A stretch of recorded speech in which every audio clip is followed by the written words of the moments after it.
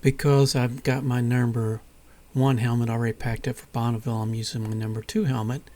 So the wind noise is a little loud on that one, so I'm going to talk over this video. Here's some of the subscribers that I have on my helmet, on my number 2 helmet. Well, this is where we plan to take Mr. Bill's bike if it gets all of the stuff done, and I'm going to talk about it a little bit later, to the Firebird Raceway drag strip, probably mid-October if we can get everything done, and I'll be telling you about what all that is on this. Right now they got the night fire going out there and they're running and you can hear them, so stay tuned. Meerkat. This is Flat Cap Cafe Racer. I'm out on my T120 today. Here's a picture of it on top of Freeze Out Hill. But I'm not out here to talk about my motorcycle today. We're going to talk about the mods that Mr. Bill's doing in order for some better riding, and also he wants to go to the drag strip. First, I thought I'd tell you about some of the non-performance modifications he's made. I don't know if you've seen them in previous videos or not. He mounted a puke windscreen and then he did a modification on it you can see in this picture.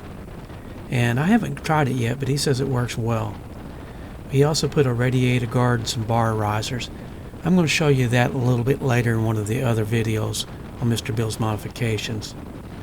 As far as performance modifications, we're installing the X-pipe right now. We're almost finished with that. It's almost done. We need to get some gaskets for the exhaust pipe before we mount it.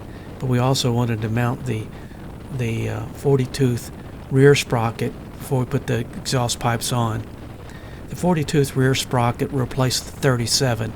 Mr. Bill wants a little bit more acceleration. A lot of people feel that way about the 37 on the back. It's a little bit too high.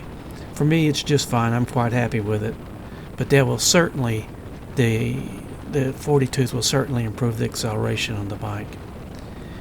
And once we get that done, Mr. Bill's almost retired now, so we're going to be installing the Tech Bike 303 cam.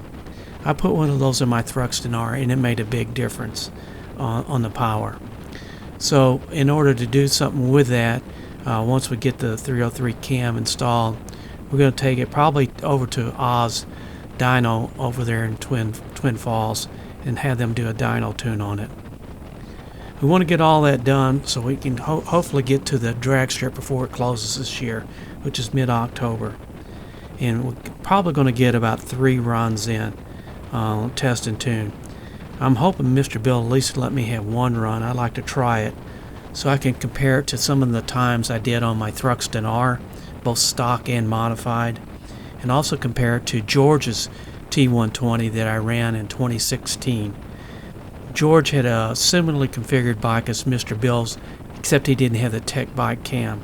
He had the gearing lowered and he had some X-pipe on it. I was able to run a 12.725 in a quarter mile on that bike. As far as the rest of the summer goes, we're going to spend a little bit of time when we get back reconfiguring Jeff's bike back to its and cleaning it up. But I do have plans to take a 1,200 mile ride with my 2 nephews in late August, around in early September around Idaho.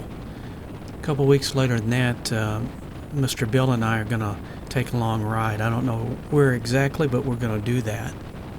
I would invite you all to watch on Time to Go live stream every Sunday, 8 p.m. UK time, 1 p.m.